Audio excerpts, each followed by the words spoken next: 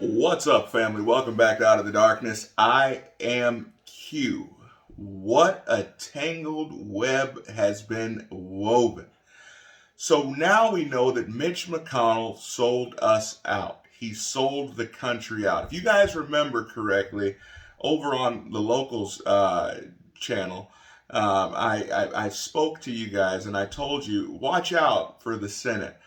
When Mitch MCConnell is coming out and everyone else is talking about a red wave, when Mitch MCConnell is saying we may not be able to win the Senate, even though Biden was getting 39% approval ratings and only 9% of the United States was saying that they thought the country was going in the right direction.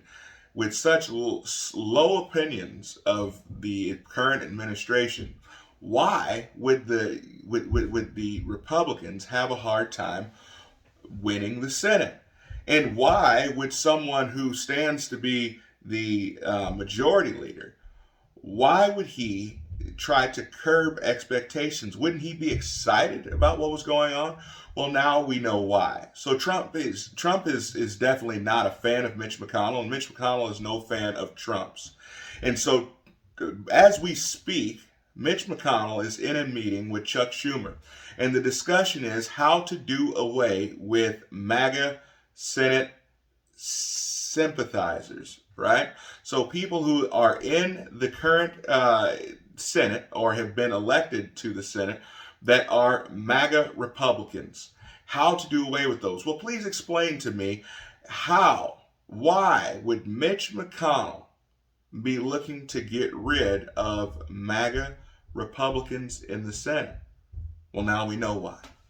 Now we know why. It's interesting that the more these people try to be dishonest, as much as these people try to pull the wool over the American people's eyes, the truth has a funny way of coming out. And as my papa said, a lie don't care who tell it. So here we go. What we now know is that this whole debacle with FTX, with this crypto exchange, and I know many of you guys are not sure about crypto and all of that, but all you guys need to know is that there was a ton of money being laundered, billions of dollars being laundered through the Ukraine. I talked about that yesterday. Then a large portion of that money was going back to the Democrat Party and some Republicans, and then going back to through aid to the Ukraine and a big giant circle. Now, what we now know is that Mitch MCConnell received a $2.5 million payoff from FTX. We have the documents in place. Mitch MCConnell received $2.5 million. But just in the surface of looking at these documents from FTX, there was a file in those documents that was labeled Trump lose. Let that sink in. Trump lose. Now, with that information, can you believe anything coming out of the mainstream media telling you that Trump's star is dwindling, that Trump is no longer a factor, even though such a large portion of his endorsed candidates won races? The majority of them won races, but you won't hear that in the mainstream media. But when you have a conglomerate, now we know that millions of dollars were funneled back into elections of rhinos and Democrats. We know that to be the fact. But we also don't know the fact of how many millions, perhaps billions of dollars were funneled to NGOs.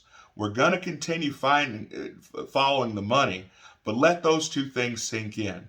Mitch MCConnell received $2.5 million from this Ponzi scheme. In addition to that, the Republican Party also accepted millions of dollars, but we also have millions of dollars in a fund labeled Trump lose.